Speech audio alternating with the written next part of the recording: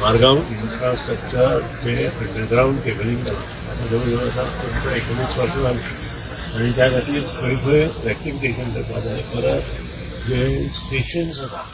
ती खंय अपग्रेड करपा जाय तें काम आतां चालू आसा मनीच्या वर्सां आमी तें करता आनी खंय खंय ह्यो गोश्टी कमी करता हे सगळें पूर्णपणे लक्ष घालून आतां जे पळय मदीं लायट वता ताका कारणां खूब आसता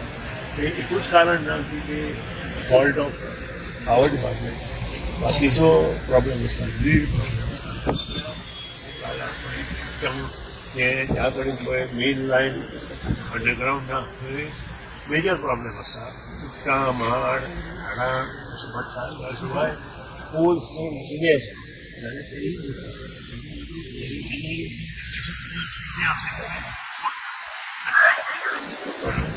is all over Goa not in pair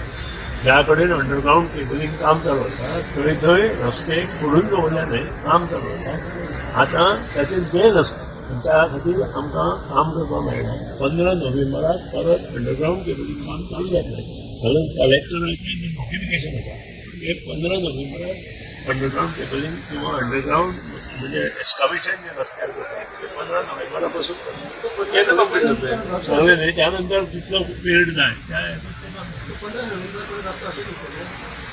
त्याचे पॉटहोल्स काडटले